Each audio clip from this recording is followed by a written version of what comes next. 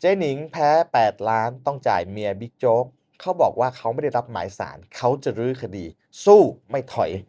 เอ๊ะผู้หญิง2คนเขาฟ้องกันไปฟ้องกันมามันเรื่องอะไรนะ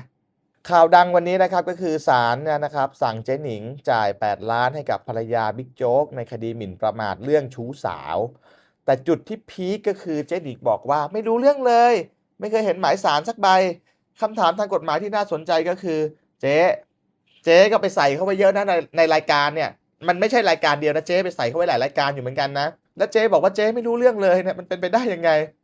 แพ้คดีไปแล้วทั้งที่ไม่รู้ตัวเจ๊หนิงจะสู้กลับได้จริงๆไหมไปดูกันหน่อยเคสแบบนี้นะครับในทางกฎหมายเขาเรียกว่าการขาดนัดพิจารณาครับก็คือไม่ไปศาลแล้วครับศาลเลยพิจารณาฝ่ายเดียวโจทก์ฟ้องส่งหมายแล้วจำเลยไม่มาศาลไม่ยื่นคำให้การศาลก็ต้องพิจารณาไปฝ่ายเดียวตามพยานหลักฐานที่โจทก์มีผลก็คือเจ๊หนิงแพ้ครับและกำลังโดนบังคับยึดทรัพย์หรือเปล่านะอ๋อเพิ่งมีพิพากษานี่หว่ายังไม่ยึดใช่ไหมตอนนี้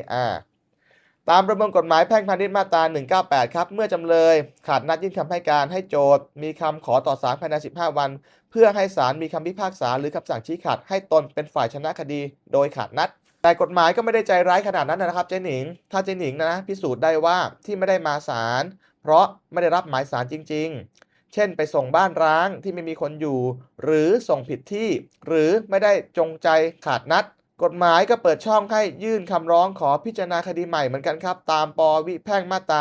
199จัตวาแต่ก็มีเงื่อนไขสำคัญนะครับเจ๊จะต้องยื่นคำร้องภายใน15วันนับแต่วันที่โดนยึดทรัพย์หรือรู้เรื่องคำพิพากษาเจ๊หนิงก็เลยรีบไปศาลไปยื่นนี่แหละครับต้องยื่นภายใน15วันนี่เป็นไปตามปวิแพ่งมาตรา199จัตวานะโดยถ้าศาลไต่สวนแล้วเชื่อเจ๊หนิงนะครับว่าไม่ได้จงใจหลบหนีศาลก็จะสั่ง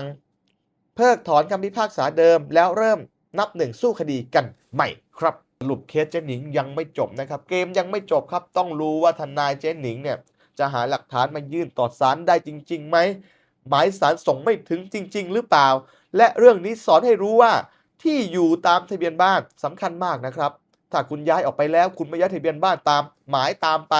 คุณไปด่าเขาคุณไปใส่ความเขาในรายการทีวีแล้วคุณก็ไม่อยู่บ้านหลังนั้นเขาส่งหมายมาคุณไม่รู้เรื่องเลยคุณก็แพ้คดีโดยไม่รู้ตัวแบบนี้นี่แหละครับกฎหมายไม่รับฟังนะครับกฎหมายฟังเหตุผลอย่างเดียวครับว่าทำไมคุณไม่ได้รับหมายจงใจไม่มาหรือไม่เพราะฉะนั้นนะครับเรื่องของบิ๊กโจ๊กเมียบิ๊กโจ๊กเจ๊หนิงไม่ควรจะเป็นเรื่องใช่ไหมครับแต่อย่างว่าครับนักรบย่อมมีบาดแผลบิ๊กโจ๊กสู้10ทิศบิ๊กโจ๊กแมว9ชีวิตสู้ทุกอย่างเพื่อจะกลับมาดำรงตำแหน่งผู้บัญชาการตำรวจแห่งชาติให้ได้ครับเพราะอายุราชการยังเหลืออยู่จะได้กลับมาไหมรอดูกันครับเพราะว่าตอนนี้ทนายของบิ๊กโจ๊กไล่ชนดะทุกหน่วยงานไปทุกหน่วยงานไปขอความเป็นธรรมทุกหน่วยงานขอแล้วขออีกขอครั้งที่3ครั้งที่4ขอเรื่อยๆครับไปพร้อมสำนักข่าวนักข่าวรายงานทุกความเคลื่อนไหวแต่อย่างไรก็ตามนะครับทุกอย่างกระบวนการยุติธรรมวัดกันที่พยานหลักฐานถ้าดูจากพยานหลักฐานบิ๊กโจ๊กน่าจะเป็นต่อก็ได้นะครับเพราะว่ามือสืบสวนขนาดนี้หลักฐานต้องเด็ดอยู่แล้วถ้าจะงัดกันในกรมตำรวจปทุมวันใครนะครับชอบก็กดติดตามช่องทนายคู่ใจของรณรงค์แก้วเพชรไว้นะครับมีประเด็นอะไรอยากให้พูดอินบ็อกเข้ามาครับปรึกษากฎหมายอินบ็อกเข้ามาเหมือนกันครับ